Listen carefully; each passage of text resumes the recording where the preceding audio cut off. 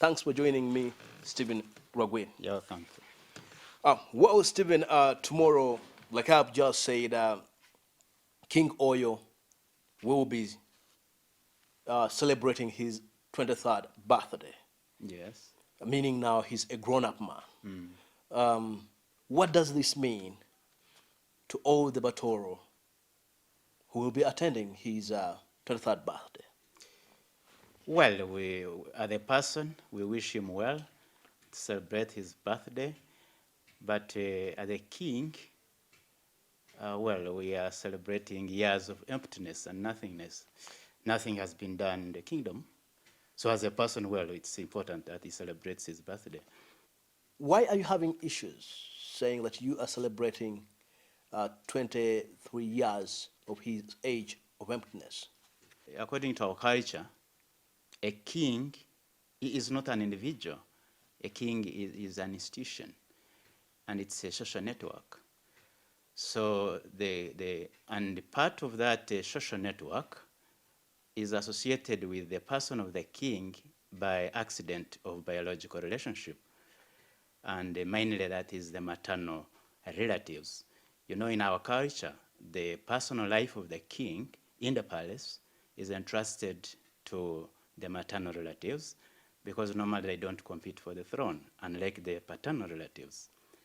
So the maternal relatives who occupy the palace and influence the personal life of a king.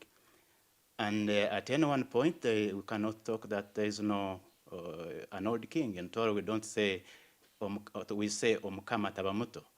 A king is never young because the palace is always there. It's a network of people who are there.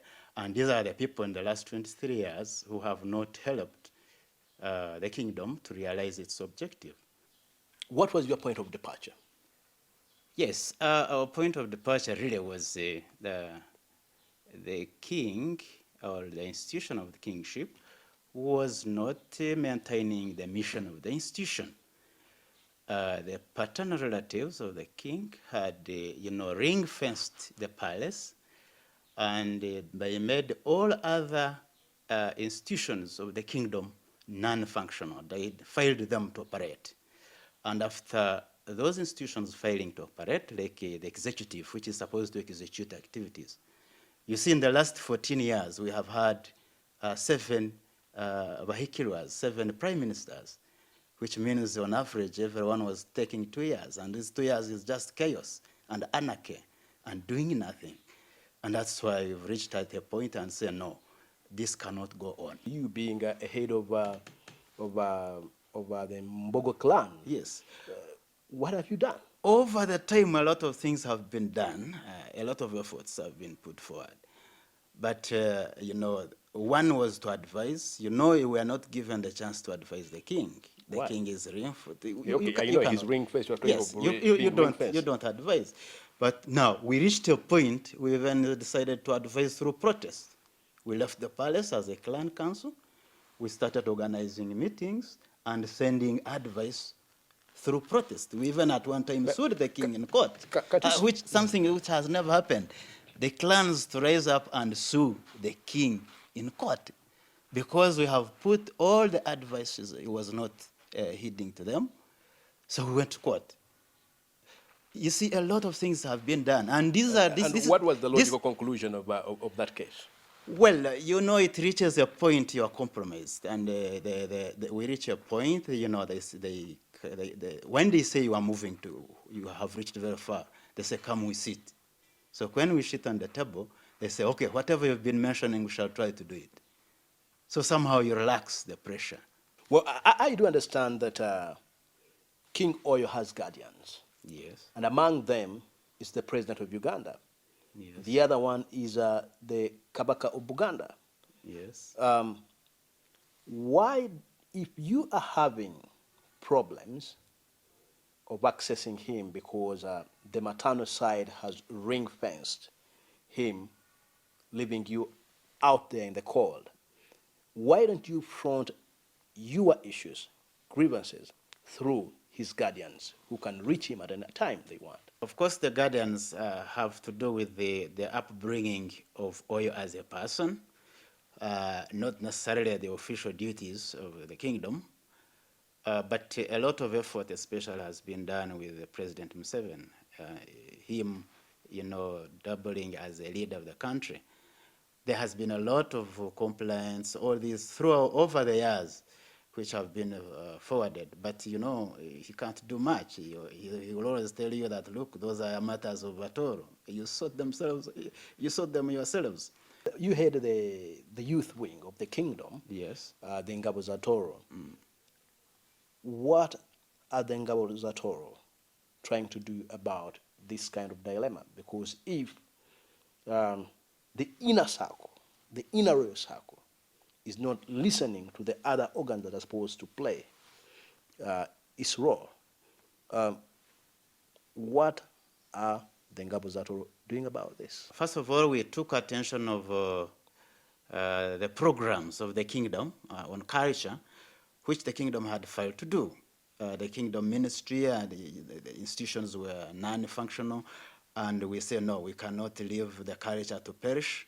So we put an NGO wing, to handle the cultural aspect of the kingdom. And we thought that this would teach a lesson to the kingdom leadership, to see that we are taking over the roles of what they are supposed to be doing. And then through a positive example, they check themselves, but this did not work. If I drove to Fort Portal Yes. today, Yes. what you are telling me, would I find it reflected in the minds of the Engabo za Tooro? Yeah, certainly you'll find that. We have everybody, all our members. We are doing a lot of things to check the institution, to go back to its principles. Some youth are playing music, are using their talents, some others are doing this. And in all these functions, you'll find the youth are taking the lead. The issues that you are raising, do you have the majority support of your clan? Certainly, with I sure know. Of course, we have not gone through the process of your meeting and signing up. We haven't reached there, and signing up resolutions and this and that. The ideas are still on individual opinion, but I would think that the majority of our people really, they are part of these issues, and we have seen them. I want to get to the bottom of this matter. Yes. Is the problem King Oyo, or the problem is the maternal side? You cannot separate. The palace, in the first place, is constituted by 2 rings. One ring is what we call the triune throne. The throne in Tooro culture is composed of 3 people: the king, the mother or the queen in the case of a mature person, and the sister, the Bateve. And these are one and the same. They rule together, and they sit together even on the throne. That's one ring. Second ring is the maternal relatives, led by Mkama Wempeka. This is a team of uncles, maternal uncles and aunties who keep in the palace. Now, these people are one, and you cannot separate them from the person of the king at any one point. They are the same.